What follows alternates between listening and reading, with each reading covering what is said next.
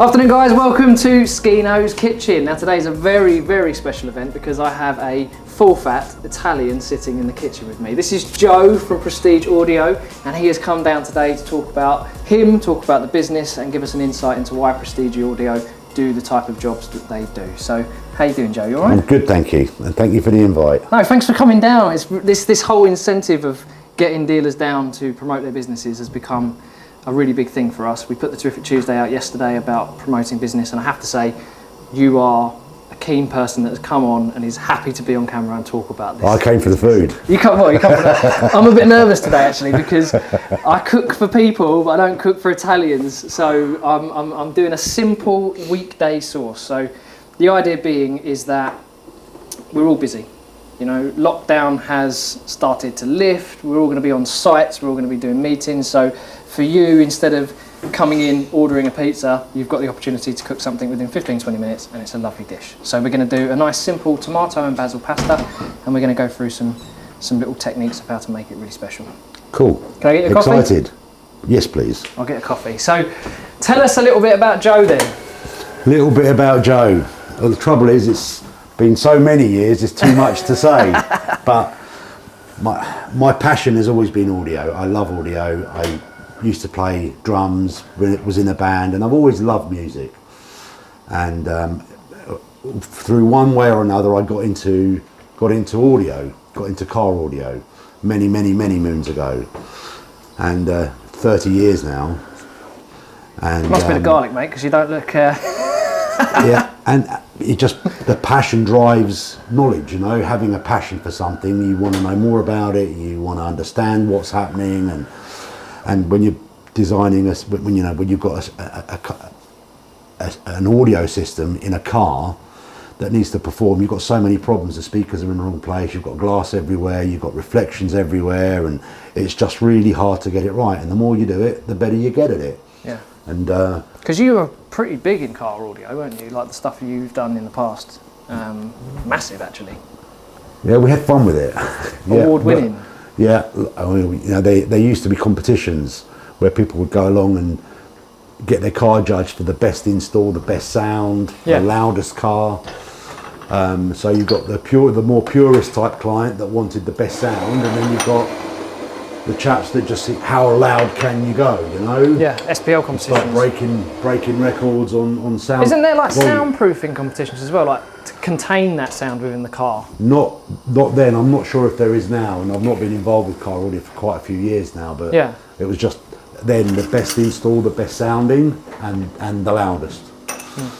And there was a brand that was launched in the UK that ended up being #1 brand in the UK called Rockford Fosgate, and we represented that brand. We were the distributor of that brand, and one way of showing the world how good it was to enter the sound quality competitions. Yeah. And we would win our fair share of trophies. So as Rockford Fosgate, as a brand, most of our clients would win a trophy of some sort. More often than not, they won the best sounding car in the UK, and then we would take them to Europe and compete in Europe, and again walk away with first place trophies for the best sounding vehicles out there. But it all came from lots of experimenting, lots of work. We were in 1995 we were putting in room correction systems inside cars, because the car audio world now it's become quite I suppose not normal, let's face it, you can't buy a Ford Fiesta with a Dolby Atmos system in it, but it's becoming a realm that is, the cinema type sound is being presented into a car that you can buy as a spec. Yeah, and the systems are very good now, so that market hasn't gone away, but it's shrunk quite a lot. So there's still a few people out there doing good work, but that market itself is shrunk. But at the time, it was a cool thing to have. It was what the kids would either tune their cars up, or they would buy car stereos, or both. That's the thing, man. I remember, like, I mean, I'm 32, but when I was growing up, it was all max power and what can you bolt to your car and all this kind of stuff. But I feel like that world has changed now. It's become more about what you can get on a PCP package, you know. Yeah. and back then, in the mid '90s, people were putting £30,000, £40,000 car audio systems in their car. And that's a that's a lot of money if you look at it from a time It scale. was more than the car in some cases. Yeah. In many cases, it was more than the car. Yeah. But it was their passion, you know. And then from doing it, often, calibrating cars, designing cars, learning about acoustics. It's not university taught. It's the College of Life learning. You know? Exactly. Yeah. And, so I suppose the car audio side of things, though, it's like transferable into why I suppose you've gone into cinema, really. Well, audio is audio. Audio is audio, exactly. Yeah, and you have the same problems in a room that you do have in a car. And you end up listening to a lot of the tracks. A particular music track, you listen to it so often. And I was in a fortunate position because our company, the company that I worked for then, also used to distribute very, very high-end home audio products. So some of the best in the world. So I would run upstairs, listen to that track on these very expensive speakers and extremely expensive amplifiers and very expensive CD players, get a reference, and then go back downstairs into the workshop, listen to it on the car and go, no, this isn't right. Yeah. And it was an immediate A/B comparison. So you learn and you find and you just improve. Because I suppose from your perspective, having an ear, I mean, we spend our time talking about room correction in cinema and flat curve this, off axis that and everything. Yes, that's an extremely important element of the specification process, but there is a kind of element of, hi, how you doing? This is Mark Brundle, our purchasing manager, joining us now. Hi, Mark. So essentially, you can get it correct on paper, but correct sound isn't necessarily good sound. So having your ear to sit in that room, listen, play around, try it, and also so subjective that you can really make a difference. To well, the way that you measure sound is when if you measure something, it can tell you that it's a good response curve, but there's actually errors in the room. And you're measuring those errors. So when you listen to it, what you're listening to is not what you're getting back as a measurement. Yeah.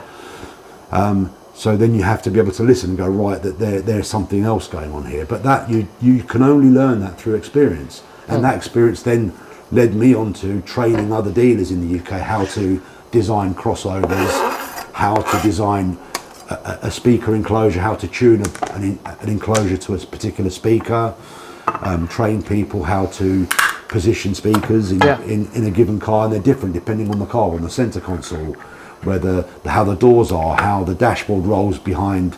Was there any cars that were like the car to use? Like it was always seen as like the favourite car to put something into? The easiest cars to get right were hatchbacks. Right. The hardest cars to get right were cars that were saloons and wide center consoles. Okay. So, and you had to have a different strategy for different cars. So, silly little things like there's absolutely no bass in the car and there's two big speakers in the boot. Why isn't there any bass? You open the boot and all of a sudden you've got a lot of bass. Yes. So it's the standing waves that you get in a home. But we had to understand what was going on, why it was happening. So now we know standing waves. We know what that issue is.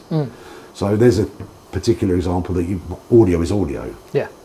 So, we used to try, we had the training school of the industry, so that was the training school that people wanted to come to. Yeah. We'd have fun, but we'd also get down to the nitty-gritty, and formulas and maths came out, and how to design, calibrate, and then we would do calibration classes back then. Yeah. And our cars, the proof was in the pudding. So we were winning a lot of trophies at the time, and our biggest competitor was this company called Prestige Audio, who I knew the ownership of the company very well. There was 3 owners, and they had a car audio installation company and a distribution company. So they sold their products, we sold ours. Their cars and our cars were the cars to beat. Yeah. And we all often joke about it even today that we always used to win more trophies, and then we would aggravate them by having air horns. So every time one of our competitors would win a trophy, all of our competitors would have an air horn in their back, behind their back, and then let off these air horns, and then it became an air horn competition. Yeah. Oh, brilliant. But we would have just such good fun, and then there was a mutual respect that built up between my team and Prestige team. So and that's how that link Barry become and Bob yeah. and all of the team there. And a lot of people from this industry that do the custom work evolved. Some of them come from that world. Yeah. You know? So there's a lot of people from that world that are now in our home industry, because that's where our knowledge has taken us. Definitely. So, talking about your heritage side of things, what I'm cooking is a simple Italian tomato and basil pasta. Now, yes, it's very simple, but it's easy to get wrong. Okay. So, I do it this way. I'm not saying that every Italian does it this way, but what I've done is, guys, I've put the basil and the garlic into cold oil. Okay, so as the oil warms up, what it does is it infuses the basil into the oil itself. Now the basil will start to brown off. Now you can leave it in if you want to, but I prefer to take it out and then finish the dish with a bit of fresh basil at the end. But it just helps to sort of infuse all the oil. Then when the tomatoes go in, what we're going to do is we're going to cook it quite hard and fast, because like I say, this is a weekday sauce. You want to be able to cook it quickly and enjoy it, and it still tastes great. One of the secret tips to cooking a quick weekday sauce is get yourself one of these little gadgets. Right, so this is just a simple food mill, but what I've done is I've put my tomatoes into it, and now I am just milling it out, and it's going to create a really nice kind of smooth sauce that will be easier to cook, but also where it's a smooth sauce, it kind of soaks into the pasta easier, and it gives you a more covered. Because I'd be right in saying that in Italy, you don't swim in sauce when you're eating pasta. No. It's a But it coating. also takes the seeds out, which Exactly. takes some of the bitterness out of the sauce as well. Yeah, exactly, and highlights the sweetness of it. Now, I've gone for the Napolina chopped tomatoes. Or you advertising brands. I'm advertising brands. Obviously, there is other tomato brands available out there. But I've gone for the Napolinas, but in terms of like an actual tomato to go for, the San Manzanos are the best, simply because they have a really small seed pocket. So obviously, yeah, reduces the numbers of seeds and bitterness in the sauce. So I'm going to mill that out. Now I've done one tin. Should I do two? No, let's do one. Let's do one. So nice and simple. We're going to do that, and then I'm going to warm up this. But tell us a little bit about your life in Italy, a little bit about your family, because I know your family are they still currently in the UK from the whole COVID thing? Yeah. So when the whole COVID thing happened, me and Joe were actually talking about it, and you'd managed to get your family over just before the whole mess in Italy. Yeah, my parents, they grew up, they spent all of their adult life here in the UK, and retired back in Italy, and would spend most of the year in Italy, and then the winter months in the UK. And when it's all started kicking off with COVID, I just, when you've got a gut feel about something, and I said, look, I need to get them back. And I remember speaking to you and a few of the team here. They're going, you're overreacting a little bit. And I remember that conversation, and I thought, look, I don't know, it's just not worth the risk. No. So we managed to get them back, and just as we got them back, not long after, it all went mad here. And so, yeah, I've still got my parents here with me now. Yeah. Nice. It's time for them to go back now. Oh yeah. Enough is enough. I love them dearly, but they need to go.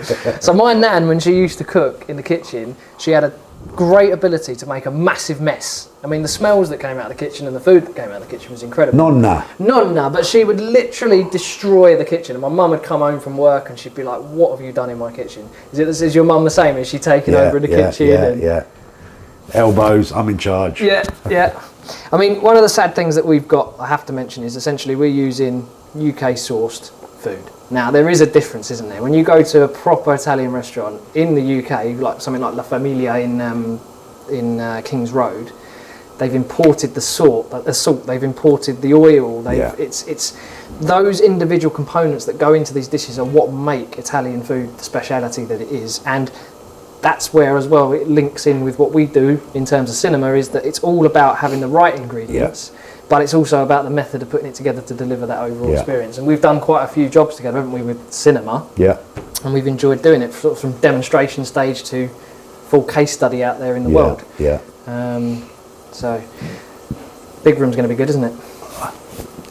I'm excited to hear it. Yeah. So, out of everyone that I've done demonstrations with, Joe is someone that has, well, I suppose from the car audio world and that kind of really importance of the science of the system. We've done a few demos, haven't we, where we're showcasing what SPL levels are like. Yeah. We were doing the soundproofing for that job, weren't we? And it works really well, doesn't it? Yeah. So the family though, whereabouts in Italy are you from? Because I'm from Rovello, which is in Amalfi. It's quite high up in Amalfi, so I'm sort of near Naples. So I'm the dodgy boy that you don't mess around with. Well, Amalfi's not really Naples, is it? Well, it's pretty close. It's on the coast. Lovely part of the world. It rolls down, doesn't it? So the lemons. The lemons. the lemons. Do you know what? This is a morning cooking, so we're filming this at the morning time. Now, I did want to bring in some limoncello, but I thought maybe by the afternoon, I don't know if you'd make it to your appointment later on. So. Yeah, no, it's a lovely part of the world. We're from Abruzzo, which is the other coast. Abruzzo. So near opposite side of Rome. Yeah, so that's the Marche region, isn't it? Yeah, so you've got we're that. just south of, we're on the border virtually on the Marche.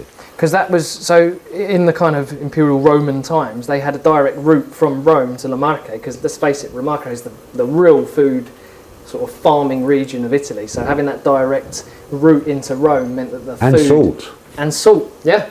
Yeah, there's a road called Salaria, Yes. which runs from Rome to our region. You go through the Gran Sasso, don't you? Yeah. Through the mountain, yeah. Yeah, and they used to obviously go over the top back then, but now they put a big tunnel through it, which just shortens the time. It was 4 hours, it's now 2 in a bit. Yeah, it's To so Rome. lovely, that drive though, isn't it? Yeah. Going around all the mountains and the high Beautiful, roads. yeah. Lovely place. So if you could go on a desert island then, and only take one Italian dish, Okay, what would it be? stuffed olives. Ascoli olives. Yeah, that's I was just about to ask you if you'd had an Ascoli olive before. yeah. So for those of you that don't know, an Ascoli olive is essentially you take the olive, they pip it, and then they fill it with a mixture of lamb and pork mince, isn't it? They It's mix- chicken and Is it chicken they do? Yeah, And then they essentially dip it in flour and egg, breadcrumb it, and then it's deep fat fried and it doesn't sound like much, does it? But the taste is superb. absolutely If you spectacular. ever get a chance to eat an Ascoli olive, Olive Ascolana, if you can try one of those, I think a lot of people don't like olives because they're bitter. Yeah, And once you have these, your mind will change about olives. absolutely another level, isn't it? So, And the wine. yes. Well, the thing is, when you go to a restaurant as well, you don't order a bottle of wine. No. You order A what's jug. in, a jug of what's the local stuff, and it is always absolutely spectacular. But the lifestyle out there, the food that people eat, there's a reason why you see the hobbled old woman who's probably 120 still walking uphill with 10 shopping bags because they're strong-minded people. They love their culture, and there's reports of small areas of America where it's very highly concentrated with Italians, and they all smoke, they all drink, but they never have cancer reports or anything like that. It's one of these kind of funny things that goes on. But Well, my dad's 84 and he still digs the back garden in Italy with a fork by hand. And when I say it's the half the size of a football pitch, I can imagine. and he digs that by hand with a garden fork. And he digs Jeez. deep. He's like a machine. With the He's slowed down a bit now, as you'd expect, but he's, touch wood. he's back in it. Right, so I have got asbestos hands, so I'm going to stick my hand in there. I'm going to bring the basil out now because I feel like that's infused enough, and then I'm going to put my tomatoes in. Now, Cheers. cheers. So let's talk about some of the things that we've done together. Obviously, we've done the demonstrations. When it comes to whole cinema systems, I would say that you're one of the guys that I've worked with most in terms of producing a start to finish full project. And I suppose, what is it that goes into that sort of setup? Because you do, as a company, you do full start to finish jobs. Yeah. It's not just I'm supplying the amp or I'm supplying a screen. You're always everything and the full project management. So what kind of goes into that as a dealer? The perspective? process. Yeah.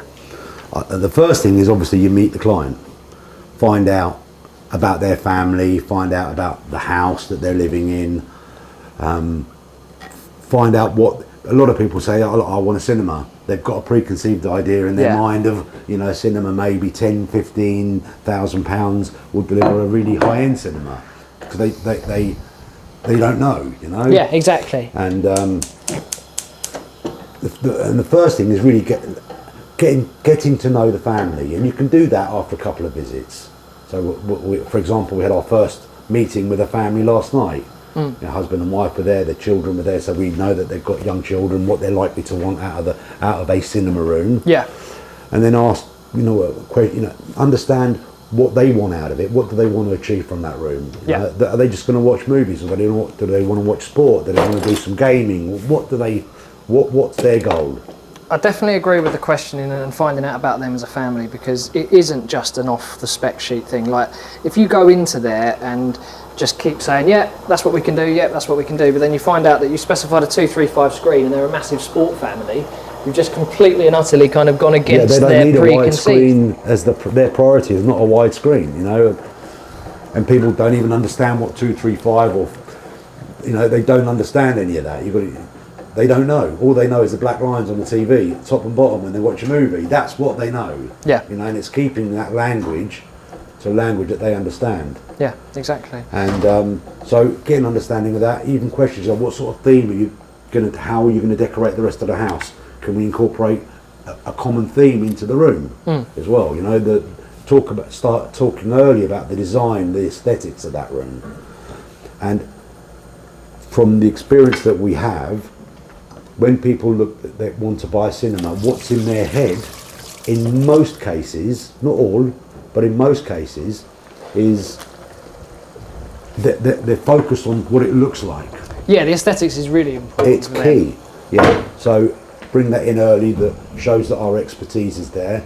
Again, because we used to rebuild half of the interior of a car, doing the room, having a concrete wall and looking after raising the floor, doing the walls and ceiling, any custom work, we can do that all ourselves, you see.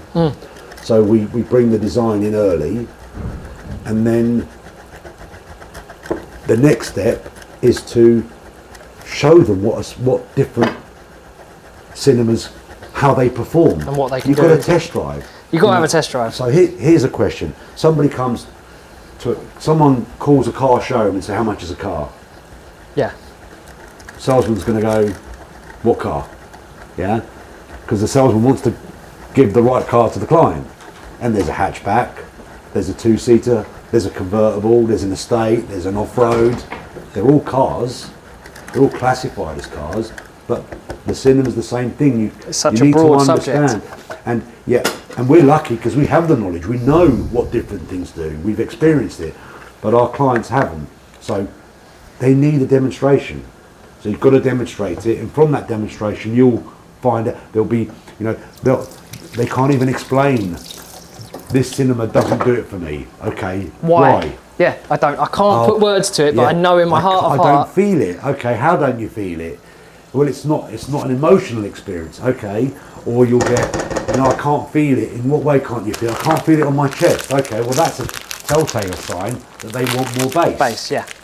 And I often find out of frequencies, like the lower frequencies is definitely an area where the customer kind of relates to more than anything. Yeah, yeah. And then in that process, we've learned to explain to them what our goals as designers are and what's important to them. The sonic balance, so the balance of the bass and the treble. The bass is the low frequency, the treble is the high frequency. People understand bass and treble because they've got bass and treble controls. Exactly, and they've seen it, yeah. So they know. So, getting that balance right, dynamics, explaining that, the imaging of a system, the staging of a system, explaining that to them, because then all of a sudden you're arming them with information and they're listening for it and they'll understand that's not important to me, or it is important to me. The decor, the quality of the picture. And there's a big difference from a £2,000 projector and a £150,000 projector. It's a massive difference. People don't know that. And when you show that to people, some people are quite happy with the £2,000 projector, but yet some people want the £150,000 projector. They're in the fortunate position that their life has been good, they're in a position where they can buy it, but some people that have that available budget, they don't need it. They listen, they have a look and I don't need that. So it's getting a good understanding of what their needs and goals are. And I suppose budget is, for me, but obviously budget is really important, but also understanding that performance objective, because like cars, certain levels of performance cost certain amounts of money, and as you get into the higher end of cinema, that exponential growth in cost does generally creep up quite quickly for maybe that minimal difference. But is that minimal difference in the law of diminishing returns for that client the most important thing? Yeah, it could be a waste. It could be an absolute waste for the client, and we've got to make sure that we deliver to meet their goals. But our job is to target ourselves to exceed their goals, so when they get it, you get that smile, that magic smile. Remember the last project we got? Emily's project. just a huge smile on both their faces, and then they're calling members of the building team to come down and have a listen, have a look. I think she said epic, didn't she? That was epic. Was her. That was a really enjoyable project to work on, because when we did the demonstration, she was quite non-assuming kind of character, wasn't she? She came in after work one time for a demonstration, and I think the building people were with her, wasn't they, at the time? Yeah. And we showed off the system, and then it was a case of getting her husband down to demonstrate, and then obviously now that is actually available on Essential Install magazine and our case studies page. There's a whole case study about that project, so it might be worth. It's called Spring Ponds if you want to check. Spring Ponds. So you're also doing, I don't know about you actually, but I'm seeing a lot of sort of the residential sort of care home jobs popping up recently, like these kind of higher end, almost like villages. Have you had much to do with them at all? Yeah, we're working on, we're working with a company now that are going to have 10 sites across London. The first 2 are going up now. We're the consultant on the project, because one of the directors happens to be one of our clients as well, so he knows our work, he's happy with our work, he's confident that we'll look after him, you know, and his business, and that's exciting. You know, remember that when you're building for someone's home, it's their own property, it's their home, and they will have a set of needs and goals. When you're building for a commercial venture, and it depends on what their goals as a business are, it's the same. But then you're more commercially driven, where you've got to be a bit more creative for them. Sometimes the standards are very, very high, and sometimes they're less demanding. But you just got to do the right thing for the right client, the right thing by the client. What are the goals? You mentioned earlier on about measuring the sound volume levels. There was a budget to be met there, and one of the budgets was how much amplification we're going to put in. So we brought them here. Because they were talking about, you was in the meeting, wasn't you? And one of the advisors said something about, we're looking to hit 85 decibels, and you went, do you know what that actually sounds like? So I whistled 85 decibels with an SPL meter on my phone. He goes, that's what you're going to get. And then they went, oh dear. I remember that demo, because we had it in there. Right, we need to demonstrate to you music now at different volumes, and then you can decide what you do with the acoustics of the build. So, because that demo, they sat there and they listened to 85 decibels. We played, it was Queen, wasn't it? We Will Rock You we played. And they were quite underwhelmed by it. Well, because it's not very loud, is it? Exactly, and they sat and they were happy between that kind of 90, 95, 100 mark, weren't they? But then we showed them what reference 105 we went for 90. decibels. We went to 95 in the end, and there's a balance because there's apartments above. The cost of soundproofing 95 decibels, a given volume, or 105, which is double the volume. It's double the power. Sorry, double the volume. Yes. So it's 10 dB more. You've doubled the volume. The cost of insulating that acoustically from the apartments is huge. So we had to balance cost of soundproofing to the apartments and performance to the cinema. So that's where we add value, because we understand the detail of that. But that's a really important thing as well. Is obviously adding value, but also speculating on the knock-on effects at the beginning. Because it's all well and good designing a project and then saying, oh yeah, we'll change that, we'll change that, we'll change that. Well, what is the knock-on effect of changing that? How is it going to affect not just the system, but the area around that system, other things like that? So, yeah, it's really important for clients to understand that. But let's face it, you do also get those clients that completely and utterly, I'm not being funny, don't care. They just want to have the hair on the back of their neck stand up, and that's why they come to someone like you with that kind of heritage, to understand that you're going to deliver that as long as you've got the right information from them in terms of, I suppose, their personality. And there is the demo, you see. You've got to do the demonstration, because you might be over-delivering for the client, you might be under-delivering for the client. You've got to understand what the client wants, and the best way to do that is to put them in a £30,000 cinema, put them in a £50,000, £100,000, a £300,000 cinema room, put them in those rooms and see what they like. Give them a choice of what do you get, what is the return on that investment. Because remember, they're going to spend, most of our clients spend a lot of time in their cinemas. And that's a good sign. It's a big investment, that's a good sign. Yeah, exactly. I mean, we're seeing in terms of projects coming through, I'm just going to test the pasta. In terms of projects coming through, we're seeing quite a lot more media room style stuff at the moment. We've always seen a lot of media room stuff, but I think from a perspective of dedicated cinema rooms, people are looking at their properties and thinking, right, instead of using that space completely, what I'm going to do is adapt what I have already. Yeah. And that's where things like projection brightness comes in. Having a multi-function type room, they're not going to be sitting in the pitch darkness watching a football match. So having that demonstration, it's showing a difference in projector brightness to then give them what they want is so important. Yeah, exactly that. You know, you're 100% right. Some clients have got two. They've got a dedicated cinema room and a media room. Yes. You know, some clients, they don't have the space, but they want that experience. But they want to have a multi-use room, so it's a living room during the day, and at night when they want to watch a movie, press of a button, lots of things happen, and then you've got a cinema room in that same room. They get the same experience. But I believe that, like, when I've said it before in demos, like when you go into a supercar showroom, you know what it's going to do. It's a bloody bright orange car. You're going to sit in it. It's going to tear your face off, and it's going to be really quick. That expectation is there, and I think when you walk into a dedicated cinema, you automatically psychologically have that expectation. When you go into a more of an elegant looking living room style system, but it still does that performance objective in terms of a cinema, I find that much more pleasing to end users, because they're like, I'm in this extremely comfortable, usable environment, but I'm still getting that experience that I had in that dedicated cinema. And I think even if you was to put the same system in both rooms, same size room, different layout, psychologically people would prefer a different system based on the orientation of the space, not just on the performance of the kit. Yeah. I think it's again, it goes back to the client. It's what the client wants. Some people want that experience of that dedicated cinema room where they go in. It's dark. You know, there's no reflections off the walls or the ceilings or the carpet. You know, silver. There's no, you know, we've been into cinema rooms that are dedicated cinema rooms. They've got very light coloured, silvery reflective carpet, so when the screen comes on, you're distracted by the reflection off of the floor. Yes.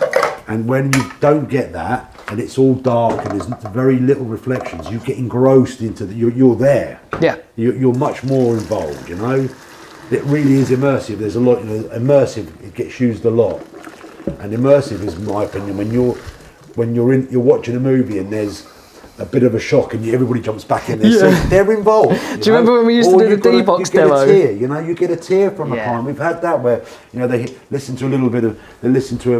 watching a video and there's a point that's emotional and they're involved in that emotion. Some people want that, not everybody does. No. But to get that involvement, you know, some people want a dedicated cinema room, some people want a media room, some people want both. Yeah. So what I'm doing is I've taken the pasta out, sort of probably 3/4 of the way through the cooking process, because what's really important about a good quality pasta is that you let the pasta itself soak up the sauce. So you probably see it so often that someone will make a sauce, then they make the pasta, they put the pasta on the plate and then they pour the sauce on top. Yeah. Fine. But you end up with this kind of like watery mess at the bottom of the plate. So what I'm doing is I've brought the pasta out, and I'm just going to let that kind of cook for maybe another minute just so that it soaks in, because we want the pasta to be al dente. Now some people prefer it to be like more soft and cooked, but in Italy realistically what you want to do is get it to nice al dente, which is inside the pasta. If you look in it, you'll see a little core, and you want that to completely disappear, but as it disappears, that's perfect. Aren't you supposed to throw it on the water, and if it sticks, it's ready? Do you know what? I used to do that, but the best way to do it is try it. Yeah. So I'm going to do that. Now, what I did just then, Joe, as well, is I added a bit of Parmesan into the actual sauce itself, so that it just gives it a different sort of body to the actual sauce. But you were mentioning earlier about the ragu in Bologna and actually adding milk to the sauce. Yeah. So bolognese sauce. You know, you've got to go to Bologna to experience bolognese sauce. Yeah. It's the same. The ingredients are local, but what they do is when they, you know, bolognese sauce typically got mincemeat, it's got tomatoes in it, but the true locally produced bolognese sauce, it's rather than being red, the sauce, it's a bit brownish.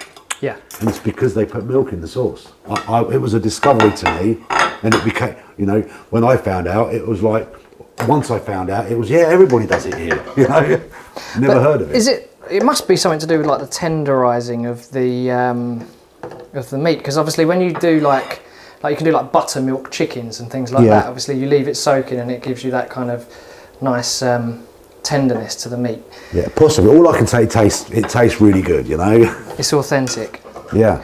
But right, so I'm a bit of a fancy ponce, so use a meat fork. Learnt this from Tom at Isotech, who was on the last cooking show. He's actually a chef himself, or was previously before he joined our crazy world. And a meat fork, how do you make pasta look pretty? Well, use a meat fork. So let's finish it off with a little bit of basil for thee. Very nice. Would you like some more parmesan on the top? Oh yes, please. You can never have too much of that. Can never have too much parmesan. Let's give it a little bit of a, I don't know, a bit of black pepper. Of course, yeah.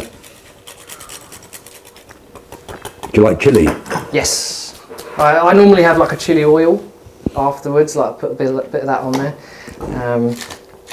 And I said to George actually before we started filming this, one of the things that we need to put on expenses is a massive pepper grinder. I just need a huge pepper grinder. We call it the weapon at home. Yeah, exactly. If you ain't got something that you can hit someone with, use a pepper grinder. There you go, my friend. Thank you very much. Enjoy your lunch, early lunch. Thank you. Sorry guys, there is some in the plate, but when we're finished filming, you can fight amongst yourselves to get that one. So this is the part when you taste it, say it's amazing, off camera you go, call yourself an Italian. I wouldn't dream of it. Grateful that I'm being fed. Definitely, definitely. We should start doing this actually as a demonstration process. Like, let's have a sit down chat, cook some food, and then go in and enjoy the cinema, because I think that's really important. It's not just about pumping someone into a dark room, playing them with Mad Max C and going to buy a cinema. Not, yeah. Yeah. So, let's have a little Let's tuck in. Thank you. Thank you again. Oh, thanks for coming down, Joe. Thank you. Oh dear. All right. Weekday sauce. Bon appetit. Good. Pasta's nice and al dente.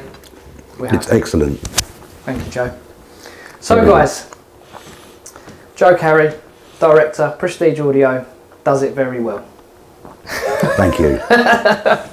Thanks for coming down, Joe. Thanks very much. Guys, we'll see you very soon for the next episode of Schino'S Kitchen. Again, please make sure you reach out to us on our social media platforms, on the info@Pulse Cinemas email. We'd love for you to join us like Joe has and get an experience of you, what you do in the industry and how you make yourself the great business that you are. So have an awesome day. Cheers.